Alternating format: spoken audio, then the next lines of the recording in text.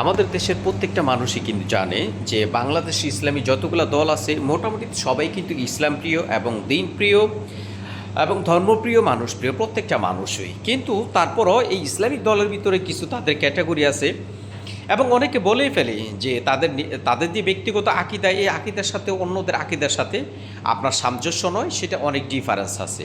তো আমি প্রশ্ন করতে চাই, বাংলাদেশের ওইসব দায়িত্ব জ্ঞানহীন বলা গেলেই চলে, কারণ যারা নিজেদেরকে আলেম দাবি করে, সমাজের দায়িত্বশীল এবং আল্লাহ পাকের প্রেরিত বান্দা এবং রাসূলদের উত্তরসূরি, যাদেরকে আপনার কি বলা হয় যে রাসূলের উত্তরসূরি যারা পরবর্তী, তারা হচ্ছে বর্তমান সময়ের আলেম। কিন্তু এই আলেমরাই বর্তমানে তারা নিজেরা নিজেদের ভিতরেই তাদের এই ফেরকাবাজি করেই কিন্তু আজকে নিজেরাই পথভ্রষ্ট হয়ে যাচ্ছেন এবং সমাজের সাধারণ মানুষদেরকেও কিন্তু পথভ্রষ্ট করতেছেন।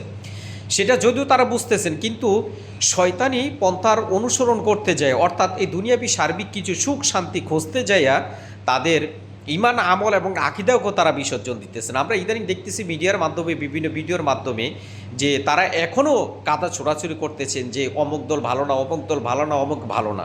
আরে বাবা, যদি ওই মানুষগুলো ভালো নয়, তাদের কাছে তোমাকে যেতে হবে, কারণ তোমাকে দুনিয়াতে পাঠিয়েছে একজন রাহবার হিসাবে, একজন দায়িত্বশীল হিসাবে, অর্থাৎ কি বলা হয়, রাসূলের উত্তরসূরি হিসাবে, অর্থাৎ দ্বীনের দায়ী হিসাবে।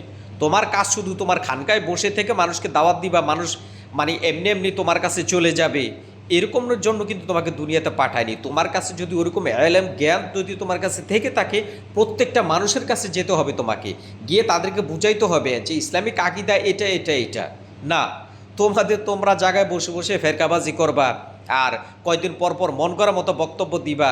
এই জাতি এখন আর সে আগের মতো বোকা নয় যে তোমাদেরকে অন্ধভাবে অনুসরণ করবে।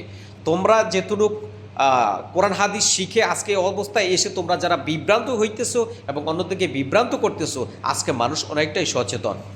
যে কোনো মাধ্যমে সে কোরআন হাদিসের সঠিক সে মাসলাটা, সঠিক বিষয়টা সে জানতে পারে। যদি আমাদের বাংলাদেশের যারা আলেম দাবি করে এবং বিভিন্ন আপনার কি বলে যে ইসলামিক দলগুলোর প্রধান যারা আজকে পথভ্রষ্টর মতো কথাবার্তা বলতেছেন এবং আচরণ করতেছেন, কয়দিন পরপর মিডিয়ার সামনে এসে ফুট করে একটা বক্তব্য দিতেছেন, আপনারা কাদের কথাই বক্তব্য দিতেছেন, কাদের ইশারায় চলতেছেন, আমরা এবং আমাদের পুরো জাতি জানে। কিন্তু আমরা কেন কথা বলি না? আপনারা সম্মানিত ব্যক্তি, আপনারা আলেম, আপনাদেরকে সম্মান করা আমাদের উচিত এবং আমাদের কর্তব্য, রেসপেক্ট করা, সেই জন্য আপনাদেরকে করা হইতেছে। তা না হলে আপনার যে অবস্থানে আছেন, এই অবস্থানে টেনে হেসড়ে জনতার কাতারে এসে দাঁড় করিয়ে তারপর আপনাদেরকে প্রশ্ন করা হইতো যে আপনারা কোরআন হাদিসে পাইছেন অমুকের আকিদা খারাপ, অমুকের আকিদা খারাপ, একমাত্র আপনাদের জান্নাতের গ্যারান্টি করা আকিদা। এখনও সময় আছে, সুযোগ আছে, ভালো হয়ে যান। যখন মালাকুল মউত কাছে চলে আসবে, তখন আর এই তওবা করার মতো, এই ভুল ত্রুটি ক্ষমা চাওয়ার মতো আর কাউকে কাছে পাবেন না।